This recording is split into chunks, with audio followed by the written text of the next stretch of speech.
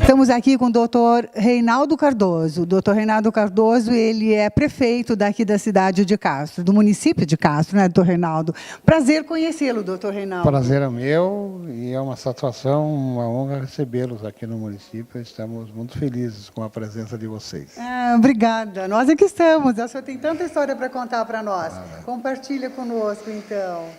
Nós estamos aqui na Fazenda Capão Alto, né? Hoje nós estamos comemorando 312 anos do município, da existência, né? E ele começou exatamente aqui, nesta fazenda.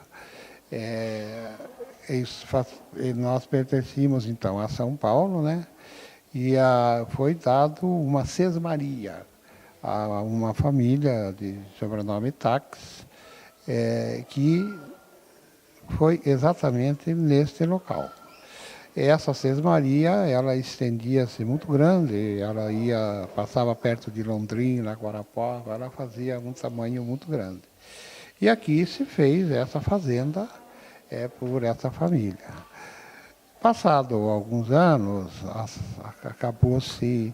As famílias, elas doaram isso aqui para os padres capucinos, se não me engano. E os padres ficaram muitos anos com essa fazenda e tinham perto de 100 escravos aqui. E eles foram embora e deixaram isso para os escravos. E os escravos permaneceram aqui por 100 anos. Um século eles ficaram aqui, nessa fazenda, exatamente aqui agora. E depois a Irmandade lá acabou vendendo a fazenda em São Paulo para uma outra família, e os escravos foram obrigados a ir embora. E eles saíram e se instalaram no interior do município, num lugar chamado Serra do Apão, que hoje é um quilombola, certo? Ainda hoje um quilombola? Hoje é um quilombola. E por aqui se tinha a Rota dos Tropeiros, que iam buscar os muares, né, as mulas, no Rio Grande do Sul, e traziam até Sorocaba para vender para Minas Gerais, para as minas, né? Isso foi 100 e poucos anos desse movimento dos tropeiros. Aqui o rio Iapó, chamamos de rio Iapó, porque é um rio que alaga em Tupi-Guarani. E ele, alguns meses do ano, ele permanece alagado. Isso qual é o período do ano? Inverno, verão? Janeiro e geralmente setembro. São meses que, com meses de chuva, ele alaga e fica 30, 60 dias, às vezes, alagado. E ninguém pode se movimentar? Não, é uma coisa normal para a cidade, todo mundo sabe. Ninguém constrói, já se sabe isso. E os tropeiros vinham e paravam aqui para esperar o rio voltar ao leito normal e, ao mesmo tempo, aproveitavam os campos aqui para engordar os muares, para levar em Sorocaba e fazer melhores negócios. Então, aqui virou um pouso de tropeiro. E ele se deslocou mais para baixo, onde é a cidade hoje. Porque são os dois lugares que tem o val, aqui e lá. Então, ali, 2 pontos turísticos? Então, ali ficou, a fazenda continuou e a cidade se desenvolveu lá onde hoje é a cidade de Castro, que se chamava, então, Santana do Iapó. Depois, com o decorrer do tempo, vieram para cá alguns portugueses que fizeram uma homenagem ao ministro de Portugal, Martinho de Castro. Então, eles mudaram o nome da cidade de Santana do Iapó para Cidade de Castro. Certo? Então, ficou como chamava-se Vila, isso em 1800 e pouco. 1770 ele era Santana do Iapó. Quase 400 anos aí. São 312, né? 312 anos. E chamava-se Vila Nova de Castro. Com a emancipação do Paraná de São Paulo, o Paraná tinha 4 cidades, Curitiba, Paranaguá, Lapa e Morretes.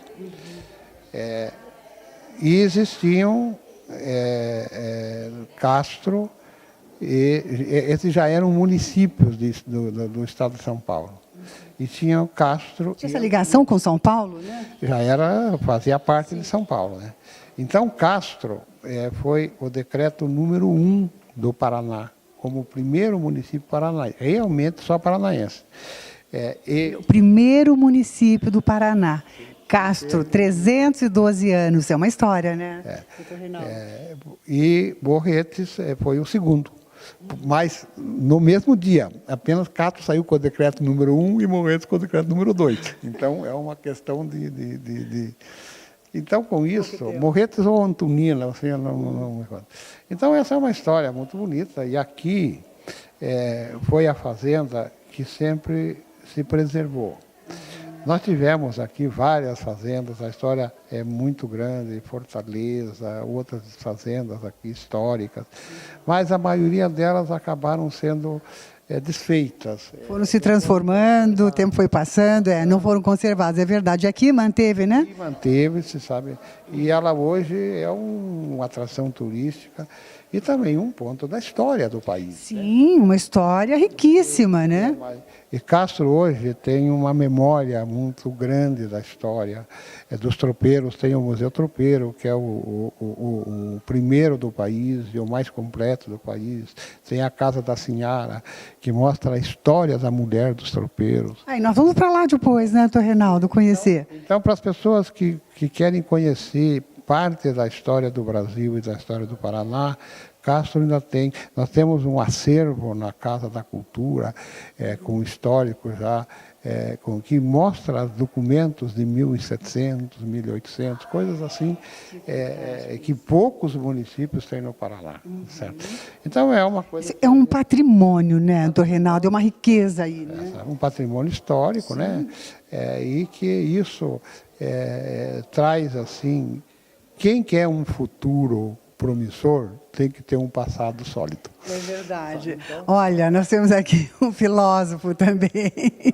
Então, é verdade. Nós preservamos o nosso passado para que nós tenhamos uma garantia de um futuro bom. Sim, é verdade, né? Precisa, né? E aqui a fazenda, nós temos o Kobe Better, que hoje é o atual proprietário, que também é uma pessoa apaixonada por esse e comprou essa história toda. E está mantendo isso com as grandes dificuldades que hoje se tem no país. É verdade, né? Para manter investimentos altos. E a falta de recursos, a falta de apoio, sabe? Então, na verdade, são coisas que o país ainda precisa tomar alguns novos rumos para que a sua história seja, como um todo, bacana, entra bem aí, né, doutor Reinaldo, os projetos de leis de incentivo à cultura, né? Fazer alguma coisa com Lei Rouanet, né? Que sempre tem verba para apoiar a cultura, né? Tem que entrar com alguns projetos. E também as empresas aproveitarem isso. Que nem sempre as empresas se conscientizam que existe essa lei, que podem aproveitar. É verdade. Que podem assumir. E apoiarem, né? E isso é uma propaganda para a empresa. Sim. Quer dizer, é um retorno. É um grande retorno, porque eu acho que toda empresa que tem, de alguma maneira, né, apoio, né, que apoia a cultura, eu acho que também é vista com bons olhos, né, doutor Reinaldo? Sim, é uma coisa que só traz o bem, né? Só traz o bem, é verdade. E a história é uma coisa importantíssima. A gente vê a Europa, a beleza que a gente vai lá, vê aquelas... Às vezes são ruínas. Sim, ruínas. Mantém o registro, mantém a história, né? Elas são pontos de atração turística. É verdade. São pontos de recursos que entram para o município, mas elas são preservadas, elas são conservadas. Existe toda aquela estrutura de informação. Que é o que precisa aqui, né? Tá levando esse conhecimento para as pessoas, né? Então é isso que nós estamos tentando aqui em Castro preservar. Que bacana. Obrigada, doutor Reinaldo. Eu acho que o senhor trouxe para a gente, para nós, né, do nosso programa Múltiplos Olhares pela Cidade, e principalmente para mim, porque eu não conhecia Castro, não conhecia essa história, e estou muito feliz de estar aqui e de estar aprendendo um pouquinho, porque a gente sempre tem o que aprender, né, doutor Reinaldo? A vida toda. A vida toda, né? Que estejamos, nós não conhecemos quase nada. É verdade, é. Eu estou muito agradecida pelo senhor estar aqui conosco, a gente poder estar entrevistando, né? Não, o prazer é nosso recebê-los aqui em Castro. Isto no dia do nosso aniversário, se tratando de um assunto assim tão importante para nós e que vai mostrar para o país também. É verdade. A realidade que nós temos aqui. Sim, e uma belíssima realidade aqui na cidade de Castro. Quem estiver passando por Curitiba, né, venham até Castro, é pertinho de Ponta Grossa, venham conhecer a Fazenda Capão Alto. Tem uma história riquíssima, uma memória do Brasil, na realidade, não é, doutor? É uma memória do Brasil, exatamente. É uma memória do Brasil. E precisamos preservar isso. Obrigada. Eu é que agradeço.